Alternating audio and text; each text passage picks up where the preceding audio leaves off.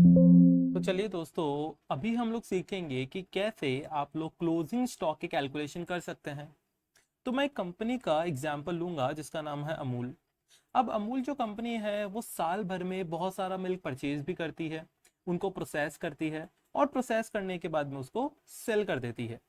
तो अगर एक अमूल कंपनी ने 100 लीटर मिल्क जो है वो उनके पास में साल के शुरुआत में ओपनिंग में इस पर्टिकुलर जार के अंदर रखा हुआ है, फिर इस कंपनी ने क्या किया, इस कंपनी ने 50 लीटर मिल्क और खरीदा, तो आप क्या बोलेंगे कि अमूल कंपनी के पास में इन टोटलिटी 150 लीटर मिल्क हो गया है, जैसा कि आप लोग यहाँ पर देख सकते हैं।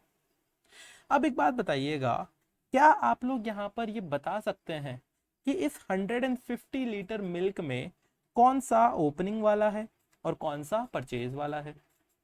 आप बोलेंगे हम बिल्कुल नहीं बता सकते। क्यों? क्योंकि जैसे ही ये एडिशनल 50 लीटर मिल्क जो परचेज किया गया वो इस जार में डाला, तो दोनों मिल्क आपस में इस तरीके से मिक्स हो गए कि इन्होंने अपनी इंडिविजुअल आइडेंटिटी खो दी।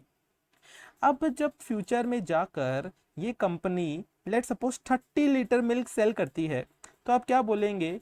टोटल 150 लीटर में से 30 लीटर मिल्क सेल होने पर 120 लीटर मिल्क इस कंपनी के पास में बचा है। अब अगर आप दिमाग चलाएंगे तो आप ना तो ये बता सकते हैं कि ये जो 30 लीटर बिका ये 100 लीटर में से सेल हुआ या फिर 50 लीटर में से सेल हुआ, क्योंकि आपके पास तो इन टोटलिटी 150 लीटर था जो कि मिक्स हो चुका था आपस में। साथ ही साथ आप लोग ये भी नहीं बता सकते कि ये जो 120 लीटर जो मिल्क बचा है क्लोजिंग स्टॉक के अंदर, ये 100 वाले मिल्क में से बचा है या फिर ये 50 वाले मिल्क में से बचा है।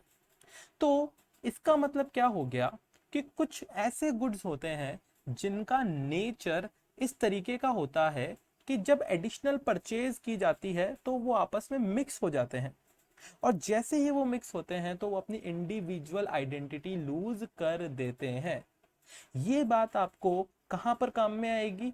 जैसे ही हम लोग आगे कुछ कंसेप्ट्स करेंगे वहां पर। बट आई होप कि आपको ये समझ में आया कि क्लोजिंग स्टॉक कैसे कैलकुलेट करते हैं। तो आप बोलेंगे उसका सिंपल सा फॉर्मूला हमारा बनता है। सबसे पहले हम लोग हमारा ओपनिंग स्टॉक लेते हैं, उसमें हम लोग परचेज को ऐड कर देते हैं, उसके थ्रू हमारे पास में हमारा टोटल स्टॉक आ जाता है, और उसमें से हम लोगों ने जितना बेच दिया उसको लेस कर देते हैं, और लास्टली जो हमारे पास बचा उसको हम लोगों ने क्या बोला? उसको हम लोगों ने बोला ये हमारा क्लोजिंग स्टॉक है। वो जो फॉर्मूला है अगर आप यहाँ पर देखें तो मैंने सेपरेटली भी लिखा है कि हमारा क्लोजिंग स्टॉक क्या होगा। वो होगा opening stock plus purchases minus sold quantity. I hope आपको ये बात समझ में आई होगी। I see you in the next session.